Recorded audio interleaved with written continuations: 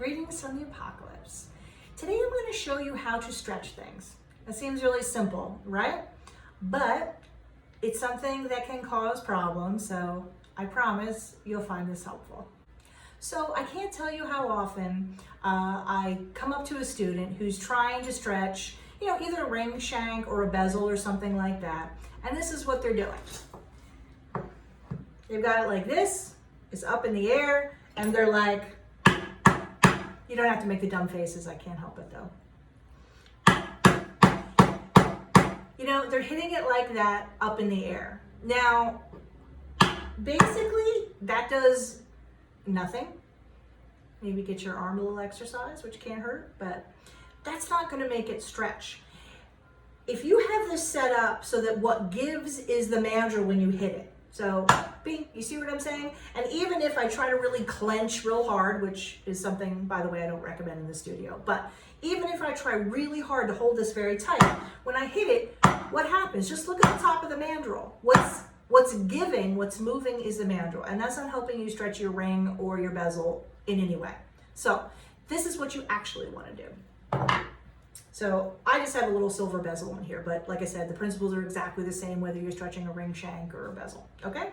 So put it up against your bench like this.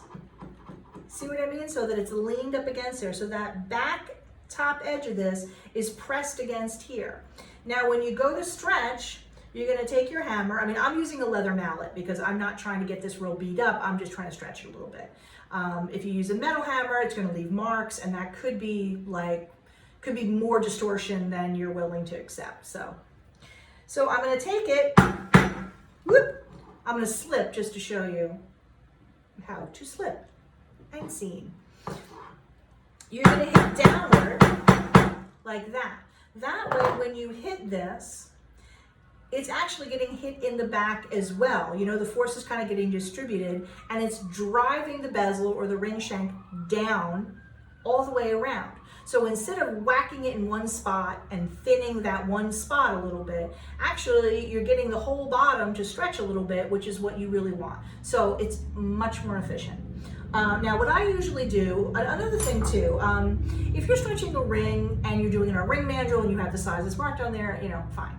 But a lot of times people are using like a smaller bezel mandrel for a bezel.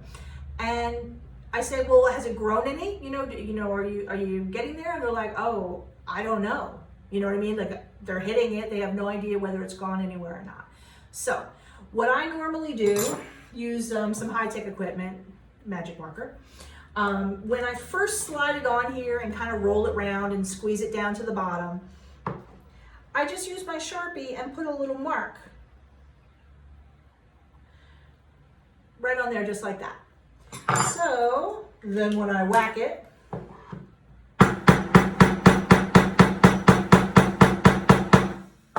the line disappears. It just slides down a little bit. That's how you know how much you've stretched it, if you've stretched it. And also, the whole key when you're stretching one of these little stinkers, it's not enough to stretch it a little bit and it's a little big or great. You need to flip this over and stretch the other side as well, because a bezel mandrel is tapered, right? And you don't want your bezel to be a cone shape, you want it to be straight up and down.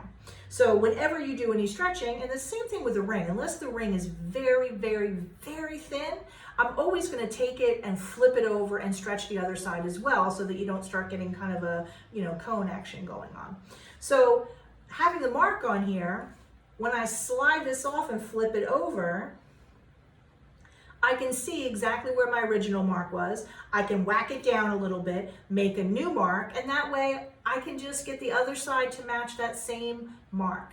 So here's a little close-up of leaning the bezel up against the bench. You can see that the back edge is pressed against the wood so that when I'm pressing forward, the force is moving the bezel downward. And once I have it in place, this is how I mark. I mark a line right along the bottom. That way, when it stretches a little bit, you'll easily be able to see the line get covered up. That's how you know for sure that it's actually moved and you're not just kind of wasting your time.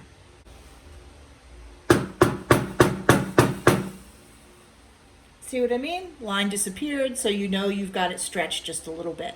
I can flip it over now and do the same thing on the other side and go right past the line. So, it's a low tech, and the great thing about these magic markers is that, it rubs right off of here. I mean, you could use an alcohol wipe if you wanted to remove it immediately, but honestly, most of the time I just leave it and it just kind of wears off just, with your finger or whatever.